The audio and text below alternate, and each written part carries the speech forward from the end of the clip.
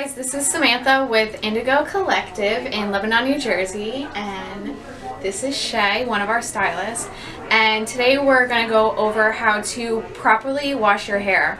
Now, I know you've probably washed your hair for, a really long time, but there might be some steps that you're missing, or there might be some things that you're not doing correctly. And we want to make sure that you have a really healthy scalp and really healthy hair. So I think one of the most important things before you even get in the shower to start your shampoo is you really need to thoroughly brush out your hair, because you're not going to be able to hit all the places in your scalp if you're trying to work through tangles and that whole kind of mess. So just grab a wet brush or whatever brush you have at home and just give it a quick run through before you even start shampooing. And the great thing about brushing your hair before the shower is, like Shay was saying, like you're really stimulating the scalp, which is going to break up some of the oils and the dirt that's actually on your scalp. And you don't want to be getting your hair wet when you have a bunch of knots in your hair, because then when you go to brush, your hair is so fragile when it's wet that you don't want to be ripping and breaking your hair. So after you brush your hair, you are going to want to rinse your hair really well. What that's going to do is that's going to open the pores of your scalp, it's going to loosen up any dirt or oils, and it's going to help lather that shampoo so you get it really nice and sudsy. And what you want to do is you want to make sure that you're not using really hot water. You want to use water that's comfortable, but the reason that you don't use really hot water is that's going to actually dry your hair out. Then you also want to make sure you're using the proper shampoo for your hair type to really make sure it gets really clean, especially if you're someone like myself or Sam who we don't wash that frequently. If you wash 3 to 4 times a week, you want to be using something that is really going to be able to cleanse and clarify the hair, or you can always do a shampoo twice, and you want to make sure you're using the proper amount too and you're not leaving anything behind.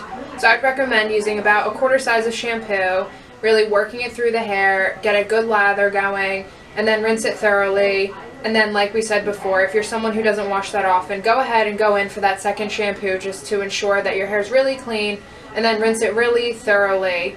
But also when you're doing your shampoo, make sure you're using the pads of your fingers to really get in there and scrub so you're not scraping your scalp with your nails. You don't want to damage your scalp in any sort of way, and you just really want to stimulate those hair follicles.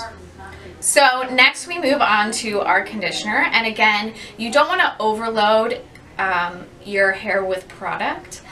So you're going to use about a quarter size amount of conditioner, and you don't want to focus on the scalp like you did with the shampoo. You actually want to focus on the mid-length and ends.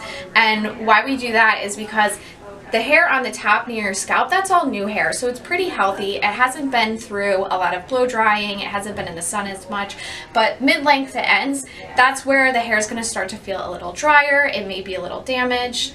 And then if you feel like you need a little bit of extra moisture, you feel like your hair is a little drier, you can use a mask or a deep conditioner about once a week. And what you're going to do is, you're going to do it on the mid-length and ends, and you're going to leave it on for a few minutes. What you do after the shower is still important too, because you want to make sure you're really rinsing out that conditioner, but you want to make sure you're using a product that is proper for your hair after to detangle or prep and get your hair ready for your blowout or whatever you're going to do next, because it goes beyond the shampoo.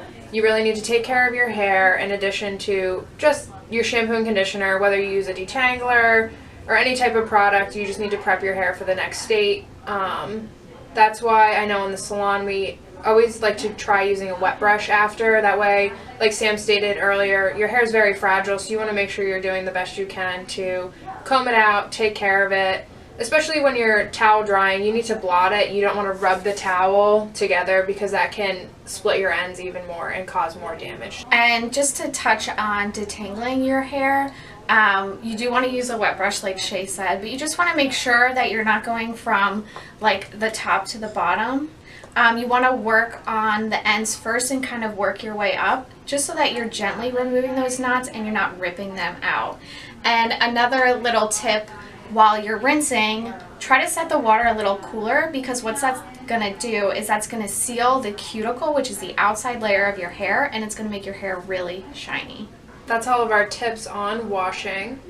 I know we're going to do a few more videos in our series on proper products to use and aftercare, just to make sure that you're keeping your hair as healthy as possible. So stay tuned for more videos to come.